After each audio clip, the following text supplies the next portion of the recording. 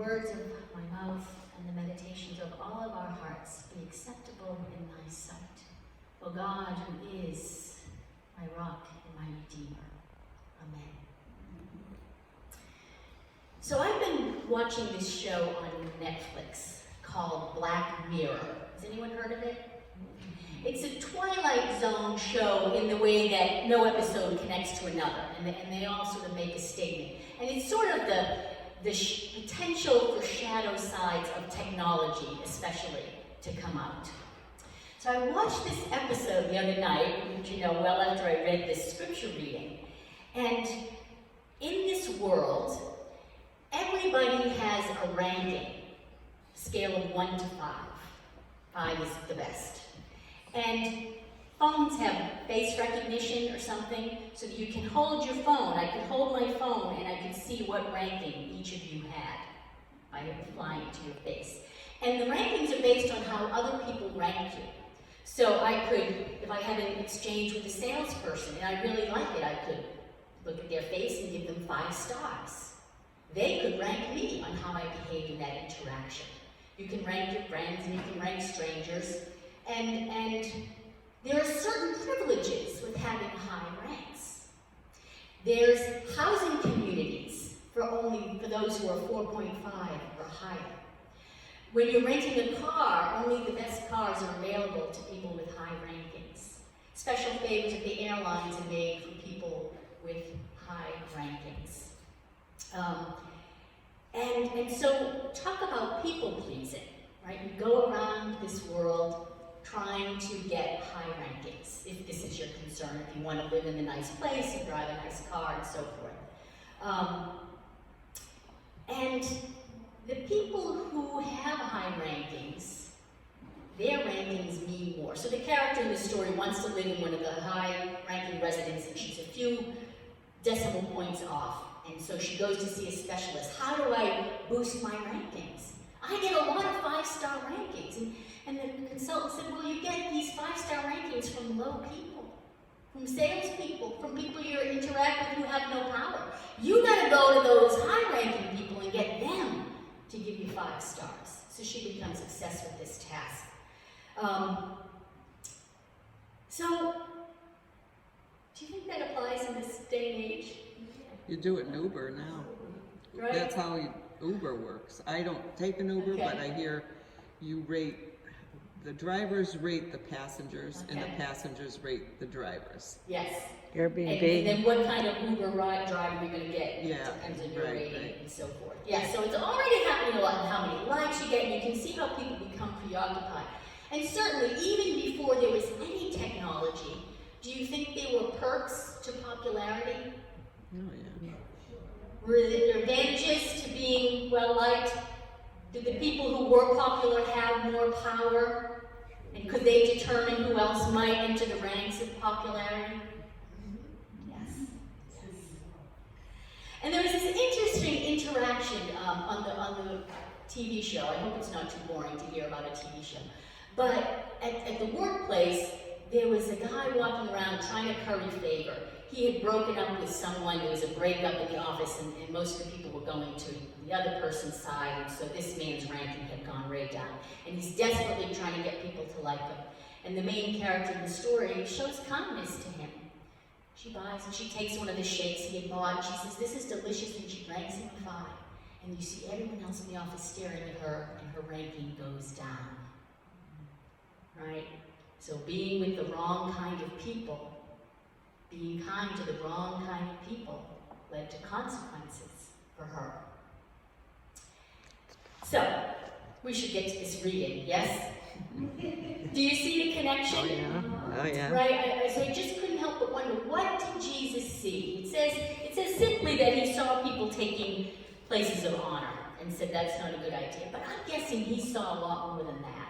That he saw the kind of social striving that happens, that currying of favor of those who had the power already, and a neglect of others of low rank that might be benign or that might actually be hostile to preserve their own ranking.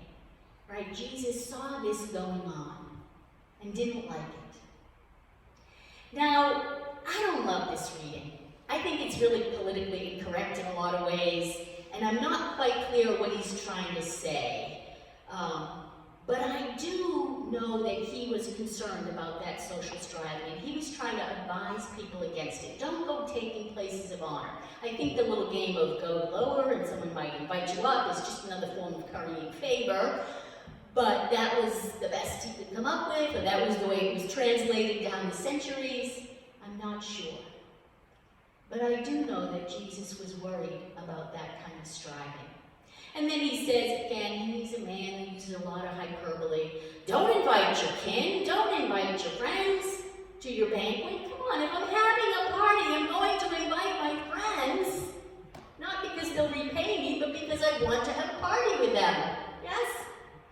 So again, I think that's a little bit of hyperbole. But what he's saying is that even maybe mixed up with that very wonderful motive of wanting to be with the people you love, there's a sense of feeding each other in an unhealthy way. And certainly, you know, there's a lot of tension around invitations. My niece is getting married, and already her parents and the guest list, and who's going to be invited, right? And I remember when my cousin got married, I was living in New York City, and she didn't invite me. And my father, I didn't care, but my father was so offended and upset that he refused to go and wouldn't let my sisters that were invited go, because we invited your kids to our kids' weddings, our kids should go. So this vice versa, this reciprocity is certainly runs rampant in our society. And I think what Jesus is concerned about is not social standing, but about true value. Where do we get our sense of value? Where do we feel worthwhile? Certainly when the popular kid was nice to us in high school, ooh, that felt great. But Jesus says that's an illusion. That is not where your worth comes from. It does not matter how other people rate you. And that clerk that seems to have no power, you know, what that person thinks of you is just as important as what the popular person thinks of you. In terms of, is this a good person, a kind person? And of course, whose ranking matters the most? God's. And how does God rank us? Same. We are all 5-star. If there's any ranking going on, everybody is 5-star. Everybody is beloved. No one has to earn anything. You don't have to curry favor. You don't have to please God. God knows your heart, and God yearns to guide you. I love the psalm reading I did. God says they didn't want me, and so I left them to their own devices. If we can't find a way to turn to God to find our sense of worth and value, we create something that's just crazy making, right? Where we're boxed in, we're trapped. We're constantly trying to please other people and curry favor, and it's so misguided. At the end of the episode, this woman's ranking just drops way down. She's almost at 0, and she actually gets arrested for this, for being a disturbance at a wedding, and she's incarcerated, and the person across from her is incarcerated. And he says to her, I don't like your skirt. And they have no phones, they can't rank each other. And she says, well, I don't like your head. And they start this back and forth with insults, but they're both smiling.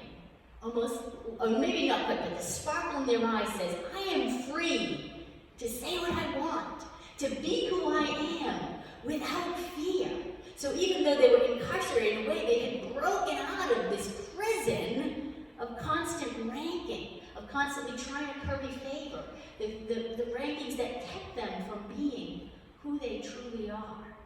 And I think this is the kind of freedom that Jesus was encouraging people to strive for.